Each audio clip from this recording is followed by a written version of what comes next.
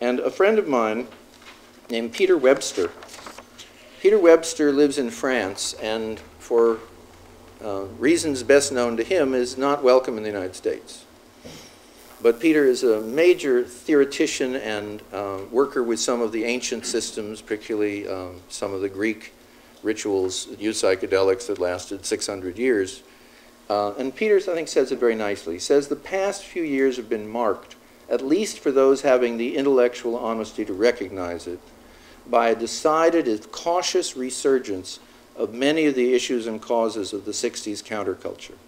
It is an inevitable and welcome trend, for many of these causes turned out to be of major and increasing relevance for the future health of our civilization and planet. And not least among 60s issues that are ignored, trivialized, and especially demonized is the attempt to reverse the long-standing folly of substance prohibition.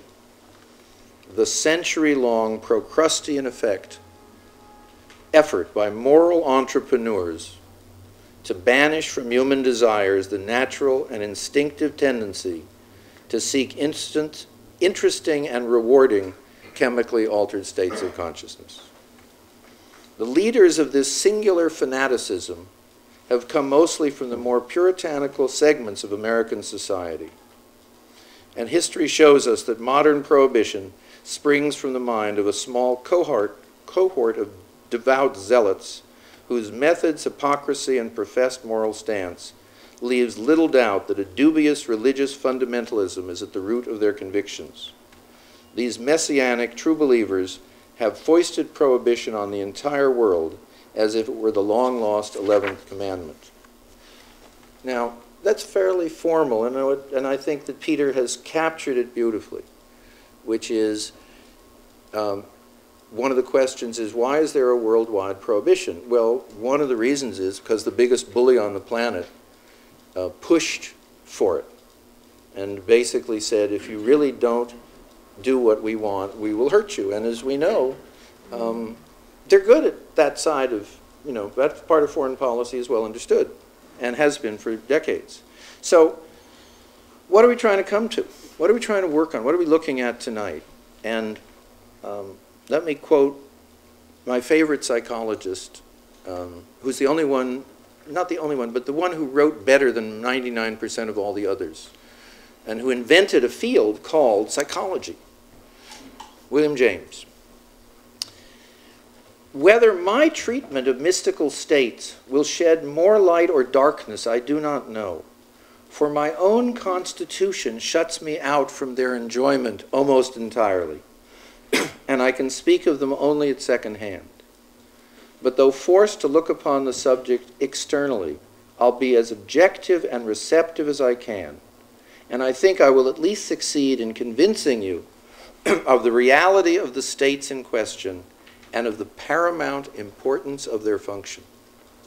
The reality of the states in question and the paramount importance of their function. This is James writing on religious experience. Now, James did a little experiment with inhaling CO2, and he reports that it was, that the insights he had when translated into this state of consciousness weren't very good. I think some of you can identify with that. Let me just give you someone who I think came a little closer than James. If you can just get your mind to bed together, then come on across to me. Now, some of you know who I'm talking about. We'll hold hands and we'll watch the sun rise from the bottom of the sea. But first, are you experienced? Have you ever been experienced? Says Jimi Hendrix. And I have a quote of Freud's where he says he doesn't understand a thing either. But for many of you, that is not a big moment of news, so I'll go over it. It's kind of fun. He says, it's something oceanic, but it's weird. And as I was being introduced, we were talking about what of the 60s, what did we take from the 60s and that the kind of media tries to avoid. And it's really environmental activism, the women's movement, the anti-war movement, the civil rights movement, sexual revolution, artistic changes in music and art, and spiritual and religious changes. Other than that, it had no effect.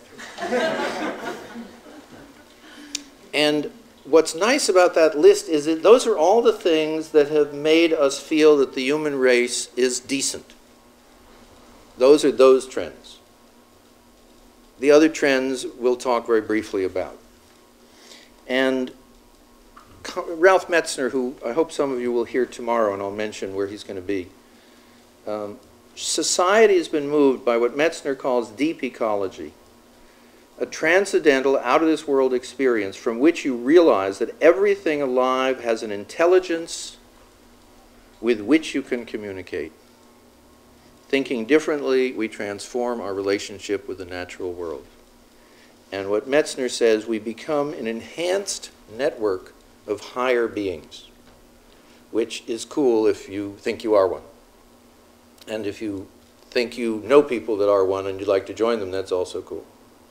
Because early on when we were taking psychedelics, and we really deeply didn't know at all what we were doing, except that it seemed worth doing, there were two theories about why we were using psychedelics and most of the world wasn't yet.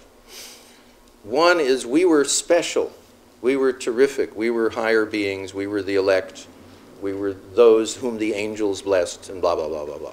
The other possibility is we were so retarded.